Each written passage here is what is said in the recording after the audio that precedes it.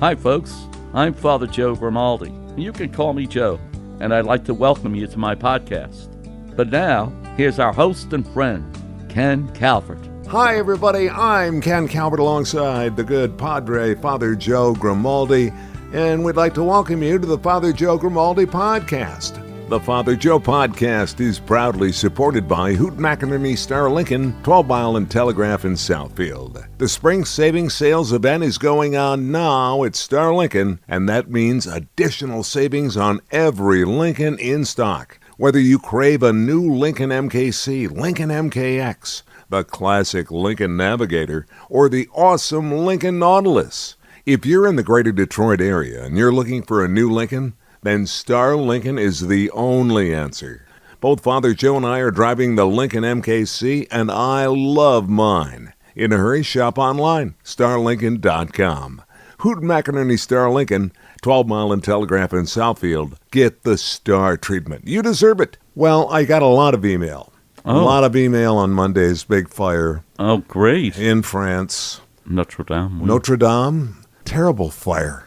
And it was one of those moments. I'll start right here, if you don't mind. I was just going to say, go ahead, please. That was one of those moments that I remember exactly where I was when I first heard that something was going on, and it was a radio tease on a radio station, and the disc jockey said, coming up, an iconic structure, and I do mean iconic, is on fire. And I'll tell you, at 1:21, and he went into his break at about 1:10. I got home and I turned on the TV, and sure enough, on a cable news station was Notre-Dame on fire. Way off in the distance, though, just smoke at this point.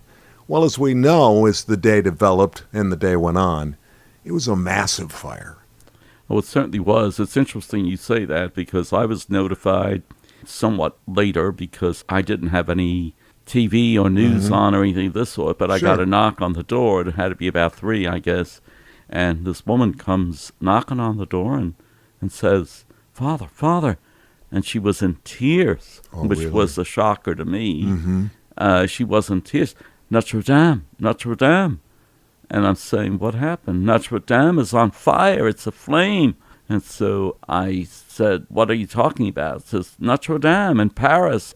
And Notre-Dame de Paris. And so, sure enough, I turn on the news. It was devastating, absolutely devastating. You mentioned the word iconic, and I certainly agree with you. It is iconic, I think, because it appeals to all peoples.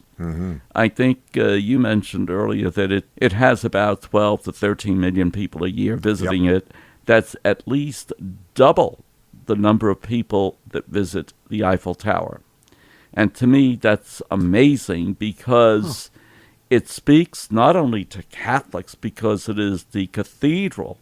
It is the chair of Paris, if you want, the Cathedral of Paris. And therefore, you would think it would be more or less just Catholic, as it were. And yet, the Eiffel Tower has only got half the number of people visiting that Notre-Dame de Paris does. If you go inside the cathedral, you certainly could see why it draws so many people. The architecture, the beauty of this specifically very Gothic architecture that lifts you above what is earthly, if you want. It lifts up the spirits, if you want, just knowing that there's something that's much more powerful beyond us. And so that this is why I think it's something that applies and appeals to different people around the world, not just Catholics. Well, that's been the topic the entire week. I think people are mesmerized in so many ways by the fire of Notre-Dame. I've already used the word iconic once, so I'll just say that powerful picture of the altar with the cross intact.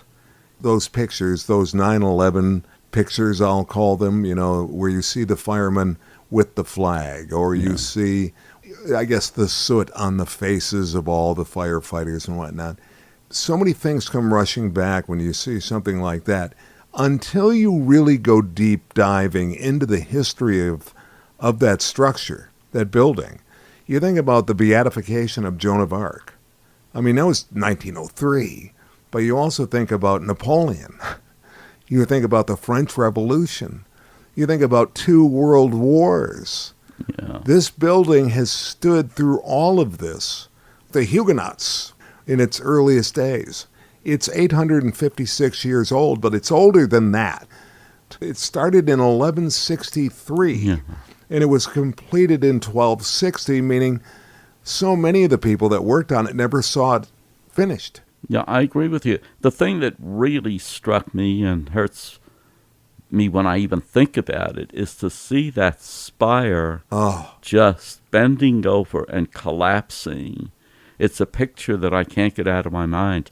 You've been many I've been, times. Yeah, not many times, but Yeah. I've been there, yes. But you speak French. I do. Yeah. You were expecting something grand anyway. Were you blown away the first time you saw Notre-Dame?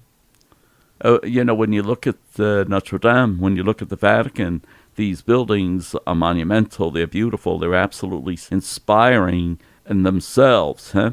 But Notre-Dame has a certain delicacy to it, besides being grand. You can have grandeur, but not so much the delicacy that goes with the architecture that was used to build it up. You could see why they were concerned about the wooden structure on the inside, because the intricacy of the way the wood seems to be woven, if you want, on those walls. So it has a certain amount of majesty to it. I could see where Napoleon would want to be crowned the emperor in there. I could see why they chose it, because it's symbolic of all of France, and so is Jeanne d'Arc, Joan of Arc. She would certainly be beatified there, and so on and so forth. So it's really a beautiful, beautiful symbol. I know that many of the people today are speaking about and relating it to the Holy Week festivities, if you want, as we go through them, and especially since we are speaking and working towards the resurrection of Jesus Christ. And so there are a lot of analogies being made with this structure that was so beautiful collapsing, and yet there's so much hope for the future because of the goodness of the people, not just Catholics, but all peoples that are willing to contribute. Oh, many. Close to a billion.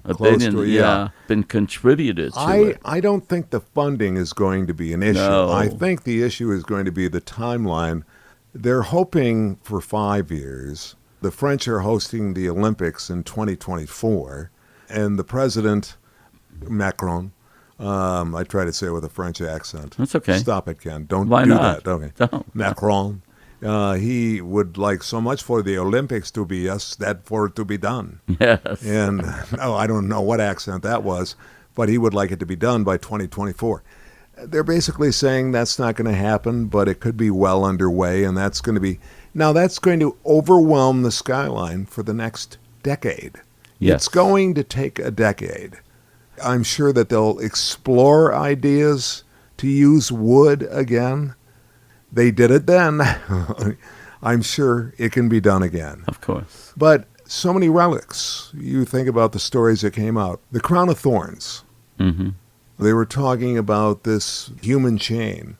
The chaplain of the facility grabbing these iconic pieces of art and works within the church. Crown of Thorns, the cross, the artwork, yeah. And the Eucharist. Yeah. And the Eucharist. So amazing, but I'm sure it'll be a teaching point this weekend in all of the churches. In all of the churches. Most. And you will certainly mention it in your homily? Probably. You say probably. Yeah. Why is that? Why would you give that a second thought? It would seem so. You think about the fire and the meaning of the fire. You think about the resurrection and the resurrection of that beautiful church. So many analogies that you can draw. For 24 hours, we're together singing, not arguing. They were coming together. A beautiful moment. There is a beautiful moment, and it brought together a whole bunch of people to pray, as happened in the past too, when other things that were tragic did occur. It brings people together so that they could pray. I guess I'm not hesitating. I'm just saying that we want to be sure that we're careful about the resurrection message is not lessened by something that not only happened, but fortunately, it's like the phoenix rising from the ashes. Right. Fortunately, the money is already there to have it rebuilt. Right. And so, yes, we could make the analogies of rising again, just as Christ rose, but it's It's a delicate dance. it's a very delicate dance because it has. I see what you're saying. It doesn't compare to what we're speaking about, our salvation at Easter time. Well, at the same time, I'm sure that in every church, especially all Christian churches, if not every church around the world will say some sort of a prayer for it to be resurrecting again. It's a great, great destination for worldwide visitors, and we would hope that would continue, and it will continue. But when you think about it closing for at least 3 years. You mentioned something at the beginning that I think is very important. Iconic. Mm-hmm. Iconic means that it appeals to everyone, not just Catholics. It's not just a cathedral. It's symbolic of all the people of France. It's symbolic of something very important in all of Europe, and therefore touches the world because of all the Europeans being everywhere in the world. So I agree with you. It is certainly iconic. That when you use that word, I think it's the grandeur of it cannot be denied. It's really a tremendous thing. And you mentioned, too, that the disaster has brought people together, which is a good thing. Beautiful things can happen out of tragedies. We're always taught about that. So I agree with you. No, it is very important. It is something that will be remembered, something will be prayed for, and hopefully something that can be rebuilt, maybe not in 5 years, but certainly in a short period of time, when you have the generosity of the people responding to that tragedy so quickly and so generously. You know, it was interesting, too. Like I said, getting back to the beginning of the podcast, I was telling you about the number of phone calls that I got from friends and certainly people that you know, Father Joe Grimaldi, that you taught in high school. And it wasn't like, is he, will you? It was like, so I can count on a Father Joe podcast being about Notre-Dame. I mean, yes, of you know, course. and so I was like, I either said quickly, yes, or of course, yeah, you know, or right. indeed. You and know? Here we are. And here we are talking about it. I guess in a touristo sort of a way for me, I have not been to Paris. I've not been to France. And, of course, it's too late to regret never going and seeing Notre-Dame, and hopefully someday I will still have the chance. Yeah. But, and with modern medicine, let's hope so, for both of our sakes. That's right. Yeah, you know, got a little levity in the podcast here, folks. But I do hope to see it. But again, the relics, there's so many questions that I have for you, and we don't have all that much time. It's great that they got what they could out. We still don't know the total damage to all of the paintings. We don't know the damage to the stained glass. You know, they said the organ apparently is salvageable. That's great news. And the altar was damaged to some extent, but whatever. But there has to be, I think this is a good lesson for the church, too, to make sure that things like this have a proper place and a proper storage area for fear of something like this happening. Unfortunately, the first thing that came to my mind when I heard that Notre-Dame is burning down was terrorism, because of all the churches that have been burnt down in the United States recently. Mm-hmm. And so you couldn't help but think of that horrible situation. But thank God it seems to be an issue with the construction people that were there working. But, you know, the first thought that came to my mind is such a tragic event. I hope it's not, you know, one of these terroristic actions. I think we would have known by now. Somebody would have certainly have taken credit for it. Let's assume it did not start in any sinister way at all. Right. We are assuming that that's the case. Sure. it'll take a while. These things take quite a definitely. while. I mean, you think about any disaster, it takes forever for the pros to get in there, do their work, and determine exactly What the cause? what the cause was, what caused the fire, and we'll go from there. But as I was saying to you, I suspect it was because of the fact that this was Holy Week, that a lot of those relics had probably come out of their storage and were within an area for people like the chaplain to go in and get them and safely get them out. Sure. I think that all of the cathedrals around the country will take a good walk through their facilities to see how well they are protected from something like that happening. Yes. Let me say this, though. Knowing a lot more about the United States than I do about Europe as far as the cathedrals and the churches, usually in the cathedral there is a safe place where these things are stored, a safe that is fireproof and all of these other things. I mean, they're not left in wooden, so that doesn't happen, not here in the United States anyway.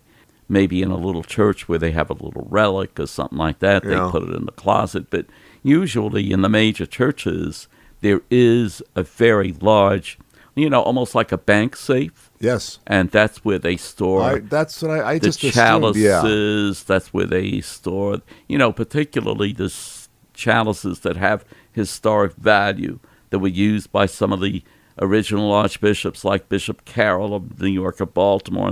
They would be in a very special safe that could not be destroyed, at least easily. So, well, I really don't know what happened at the Notre-Dame de Paris. And maybe just maybe it was the cable news and all of the outlets just adding on to, the elements. The drama. Exactly. Oh, luckily, especially it being such a landmark that people liked, you can't help but embellish it a little bit. No, it's such a beautiful piece. And unfortunately, we won't be able to step inside that for at least 3 years. They've done incredible things. I mean, we'll just have to wait and see. But so you've been there a number of times. You spent some time there, and it'll be mentioned probably from the pulpits around the country. Sure. On Easter Sunday. Yes, most likely. Well, in our next podcast, we're going to talk about Easter Sunday. Okay. Because that's what it's all about. It sure as is. you and I have mentioned many, many times, the Super Bowl of Catholic theology is coming up on Sunday, and we're going to talk about that on the next Father Joe podcast. So stay right where you are, because we're going to get to that right now. Thanks for joining us on the Father Joe podcast. I'm Ken Calvert, along with Father Joe Grimaldi. We'll see you next time. Look forward to it. Thank you. This is Father Joe Grimaldi, and I look forward to seeing you next time on the Father Joe podcast. If you'd like, you can email us. It's frjoepodcast@gmail.com. That's frjoepodcast@gmail.com. We're also on Facebook. Simply search Father Joe Grimaldi. And thanks for listening, everyone.